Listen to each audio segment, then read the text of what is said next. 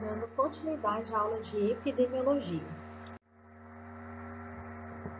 Reservatório, que são os nichos naturais. O que são? Nada mais é que o ambiente em que o agente infeccioso, ele vive, ele cresce, ele se desenvolve, ele se multiplica. Agora, a relação entre o agente causador da doença e o hospedeiro que vai, ser o habitat desse agente. O que é infectividade? É a capacidade que um agente de se alojar, de desenvolver ou de multiplicar em um hospedeiro. Então, por exemplo, o hospedeiro, ele é um ambiente favorável à alta capacidade de alojar e de multiplicar esse agente infeccioso. Então, dando um exemplo para vocês, o que tem uma alta infectividade? O sarampo e a varicela. E uma baixa infectividade? A lepra, Nesses casos, as medidas, infectados expostos, são aqueles indivíduos que estão com a infecção e eles estão expostos. E o que é uma patogenicidade? É a capacidade do agente provocar a doença e suas manifestações clínicas no infectado. Então, não é só ele se desenvolver, é ele gerar os sinais e sintomas daquela doença. Então, a própria palavra vem, pato, de doença. É a capacidade do agente provocar a doença e não só de multiplicar e de se alojar. Uma baixa patogenicidade, o sarampo e a rubéola. Então, muitas pessoas eles podem ter sarampo e rubéola, mas não manifestar os sinais e os sintomas. E aí, uma medida de prevenção são aqueles doentes infectados, São aquelas pessoas que já manifestam sinais e sintomas da doença. Transmissão em relação a agente hospedeiro ainda. O que é uma virulência? Ela mede, é a medida do grau de severidade entre doenças diferentes. Então, vamos pegar doenças diferentes ou comportamento de mesma doença, mas comportamentos diferentes, da doença, e o quanto que essa doença ela é grave, o quanto que ela atinge esses pacientes portadores dessa doença, tá? Por exemplo, tem uma alta virulência, a raiva humana. Quase 100% das pessoas que adquirem a raiva humana manifestam os seus sinais e sintomas. Por exemplo, uma baixa virulência são as doenças de Chagas, que elas podem ou não gerar um comprometimento cardíaco, no caso a cardiomegalia, o aumento do coração. Tá? Então, como que é essa medida? Eles pegam os casos mais graves, severos, e dividem pelo total de casos. Agora, período de incubação. Olha a palavra incubação. Tá? Período entre a infecção ou a infestação e o aparecimento das primeiras manifestações clínicas. Tá? Então, é aquele período que o indivíduo ele portou, aquele agente está dentro do indivíduo, só que ele ainda não manifestou nenhum sinal clínico, ele ainda não desenvolveu nada a respeito daquela doença. É como se ele, como se a saúde dele ainda estivesse em dia. Ele porta aquele agente, mas ele ainda não manifestou sinais e sintomas, tá? Bom, as manifestações iniciais, elas podem ser inespecíficas e podem ser confundidas com outras doenças. Lembra na aula passada o conceito de iceberg, que tem muitas doenças que têm a mesma característica, os mesmos sinais e sintomas, e só depois que a gente consegue fechar um diagnóstico certinho, tá? E a duração também, ela tem uma grande variação. Tem doenças que elas se manifestam muito rapidamente, questão de horas, e tem doenças que elas levam anos para se manifestar. Período prodrômico é o intervalo entre as manifestações inespecíficas até aqueles sinais e sintomas característicos. Novamente lembrando do conceito de iceberg para vocês.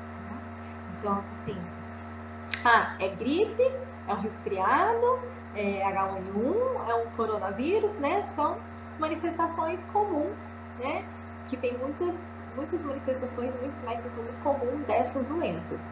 Mas aí depois tem aquelas características específicas da doença. Período de transmissibilidade é o período de tempo em que ocorre a eliminação do agente a partir da fonte de infecção. Tá? Isso também vai variar de doença para doença. Ela pode começar já no período de incubação, o indivíduo ele passa a transmitir aquele agente sem manifestar sinais clínicos, ou no período prodrômico, ele tem sinais inespecíficos e pode continuar transmitindo a doença, ou em fases avançadas da doença, mesmo que ele já tenha descoberto, que ele já tenha iniciado o tratamento, ele ainda pode transmitir a doença. Classificação das fontes de infecção. Então, a gente tem os doentes e os portadores, aqueles que não estão doentes. Então, o que são doentes típicos? Típicos são aqueles com sinais clínicos, as manifestações, os sinais e sintomas específicos. E aqueles atípicos é onde a gente foge dos sinais e sintomas específicos, que, por exemplo, pode ser o período prodrômico, daquele grande iceberg que a gente comenta. E os não doentes são aqueles que não manifestam, né? Mas eles portam a doença lá, não apresentam sintomas ou sinais clínicos. E aí a gente pode ter os portadores no período de incubação, vão ter a doença após o período de incubação. Os convalescentes são aqueles que já tiveram a doença, e aqueles indivíduos sãos que não tiveram a doença e não têm, né? Mas eles podem transmitir, por exemplo. As portas de entrada, né? A gente pode ter, por exemplo, as vias respiratórias, digestivas, mucosas, a pele íntegra, por exemplo, a doença da esquistossomose, ou através de pele que não tem integridade, através de ferimentos, como no caso o tétano e a raiva. Então a gente sabe que as portas de entrada podem ser através da respiração, né, através da alimentação de alimentos na boca, ou no próprio ar, com gotículas, com partículas que envolvem os agentes. As vias de eliminação, né, basicamente as mesmas da porta de entrada. Então a gente tem aqui, elimina através de revestimento cutâneo da própria pele, de orifícios, de excretas, né, por exemplo, fezes, urina, de secreções, né, prurido, uma infecção, né, purulenta que a gente fala, ou via transplacentária, no caso da mãe para o bebê, o sangue, o leite materno, o esperma, tá? Então aqui embaixo, ó, as portas de entrada são basicamente as mesmas usadas para a via de eliminação do hospedeiro perto, daquele que já porta o agente. Então, um exemplo bem comum disso são as doenças respiratórias.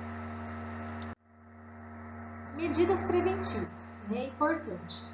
Então, a gente tem que também tomar as prevenções para que seja erradicada as doenças, né? Os agentes, e aí cuide mais da saúde, igual foi dito no começo da aula, né? Que é um grande problema para a humanidade e para o sistema de saúde. Então, sempre cuidar do saneamento, né? Sempre notificar casos também para que medidas sejam adotadas. Então, tem que fazer um levantamento do número de casos daquela região. Por exemplo, que dengue, né? Quais são os locais que tem maior índice de dengue? Então, vamos fazer ali, né, as medidas preventivas, ou acabar com mosquitos, conscientizar a população. Higiene pessoal e dos alimentos, né? A lavagem das mãos, lavagem dos alimentos, cozinhar alimentos, utilizar hipoclorito de sódio a 5%, por exemplo, né? Ou de cálcio a 25%, em fezes e em vômito também, para eliminar os agentes que são eliminados por essa via. Continuando aqui, a prevenção e controle, vigilância. Então, sempre a vigilância sanitária vai levantar os dados a respeito das doenças para fazer o controle, para fazer a pesquisa, informação, comunicação. Então, isso é importante. Esse aí é o papel da vigilância sanitária. Definir prioridades. Qual que é a prioridade agora? É ficar em isolamento? É ficar em quarentena? É tomar uma vacina? Né? Qual é a prioridade? Incrementar sistema de informação. Importantes veículos de comunicação, né, a televisão, a rádio, a internet, e que essas informações sejam verídicas também. Muito cuidado atualmente com as fake news. A educação continuada da população, mesmo que não tenha passado aquele surto, né, mas para que ele não volte, continuar a educação da população, a conscientização da população. Desenvolver esforços na vigilância aberta, resistência antimicrobiana, né, que é o uso, por exemplo, de antibióticos e o uso consciente de antibióticos, né?